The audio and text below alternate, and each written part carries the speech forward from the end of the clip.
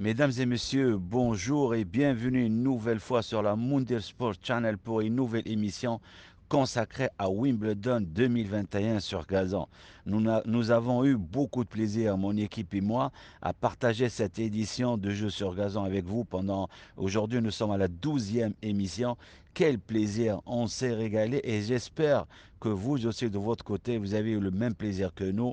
Maintenant, place à la finale dames. Et oui, et la finale a eu lieu et on s'est régalé parce qu'une finale est rarement belle. Parce que quand on joue une finale, on la joue souvent pour la gagner. Et il y a des joueuses ou des joueurs qui arrivent en finale en ayant déjà fait le tournoi parce que leur objectif mental depuis la quinzaine était d'arriver en finale. Alors il y a des joueuses qui ont comme objectif juste d'arriver en finale. Mais aujourd'hui, on avait deux joueuses de grande expérience, à savoir la numéro un du tableau qui a déjà gagné un tournoi sur gazon, à savoir Barty, et en face d'elle, une fille qui a déjà pendant des années fait partie des 10 premières joueuses mondiales. Aujourd'hui, elle va rentrer aussi grâce à son résultat aujourd'hui en finale, elle va rentrer dans le top 10. Donc c'est ça. Ça va être une finale. On disait que ça allait être une finale très très difficile, mais on a eu du plaisir. Alors, le premier set, pendant un set et demi, le jeu était à sens unique. Barty, l'Australien qui est tête de série numéro un, gagne le premier set, 3 partout. Elle sert à 4-3, elle a un service d'avance, tout le monde la voyait gagner en 2 sets.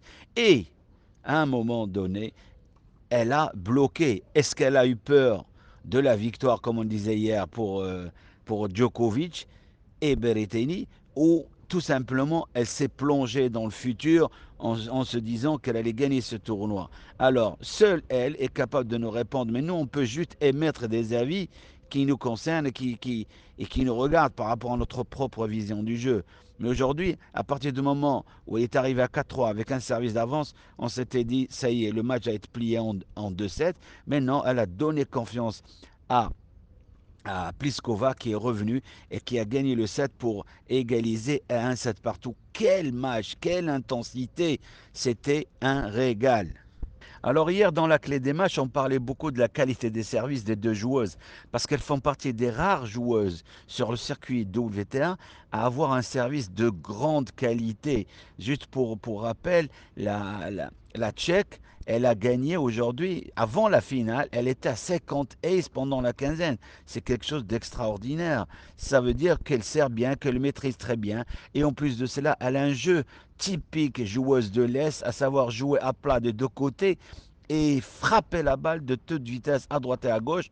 Et juste pour rappel, c'est une fille qui fait plus d'1,80 m. C'est une géante. Et alors quand elle lance la balle, elle voit le filet très très bas, elle peut frapper à droite ou à gauche. Et en face d'elle, on avait une joueur australienne qui a un excellent retour parce que quand on a un adversaire qui sert bien, si on ne retourne pas bien, il serait difficile de le battre ou d'arriver à être à son niveau. Mais aujourd'hui, Barty, elle a bien retourné et elle a maîtrisé le match comme elle le voulait, sauf comme je disais à l'heure, à partir du moment où elle avait un service d'avance dans la deuxième manche, où elle allait gagner facilement 2 sets, et là elle a bloqué, mais finalement elle revient et elle gagne. Avec son revers coupé, elle nous rappelle un petit peu la révélation du peuple africain, arabe et surtout tunisien. Elle nous rappelle Jabber qui nous a régalé pendant la quinzaine avec son revers chippé, et aujourd'hui quand on voyait Barty, eh ben, elle arrivait à casser le rythme de son adversaire et à gagner de la vitesse sur la balle de son adversaire avec ce revers coupé qui a été joué aujourd'hui à merveille. Barty, la gagnante de ce Wimbledon 2021, n'est qu'une joueuse qui s'est mise un peu tard par rapport aux autres joueuses au tennis, car dans sa tête, elle voulait devenir joueuse professionnelle de cricket. C'est un sport qui est très connu en Angleterre, au Pakistan, en Inde et spécialement en Australie. Elle voulait devenir joueuse professionnelle. Et comme le sport, le cricket est un jeu de lancer, donc ça l'a aidé car nous enseignants, commentateurs, amoureux du tennis, on sait et on a lu, on a écouté, entendu partout que le tennis était un jeu de lancer. Donc la transition cricket tennis a été beaucoup plus facile pour elle et elle s'est retrouvée pratiquement à égalité pour les deux sports parce que elle le maîtrise aujourd'hui. Quand on voit comment elle lance sa tête de raquette en coup droit et en revers et au service, on sait et on voit qu'elle maîtrise très très bien ce jeu ce jeu de tennis qui est un jeu purement jeu de lancer. Alors l'Australie et le jeu sur gazon est une belle histoire d'amour parce que juste pour rappel, après 2011 où on attaquait, on servait, on faisait beaucoup de services volés, de chip and charge et montée au filet, il y avait une belle histoire et souvent des joueurs australiens qui gagnaient Wimbledon. Juste pour rappel, Rod Laver, il a marqué l'histoire du tennis mondial sur gazon en gagnant beaucoup de fois sur gazon. Ken Rosewall aussi a gagné sur gazon. Un joueur, mais d'une beauté gestuelle unique et pas plus loin qu'une vingtaine d'années ou 25 ans. Pat Cash aussi a gagné sur gazon avec son service kické, service volé, retour volé, revers coupé en fond de cours, comme ils aiment bien le dire les Anglais et les Australiens, le chip and charge, merveille. Aujourd'hui, c'était l'anniversaire de la dernière Australienne à avoir gagné Wimbledon. Ça faisait 41 ans qu'Ivan Golagon avait gagné le tournoi sur gazon. Et Bardi, avant de commencer le tournoi, elle a dit que ça serait un beau geste pour Ivan Golagon et une belle histoire à marquer pour gagner ce tournoi. C'est peut-être une motivation parce que les joueuses et les joueurs ont besoin de repères ou de motivation supplémentaire qui fera la différence quand les moments seront difficiles. Aujourd'hui, certainement, elle a pensé à cette victoire qui date de 41 ans et elle a dit j'aimerais bien l'effacer et être la dernière Australienne à gagner Wimbledon.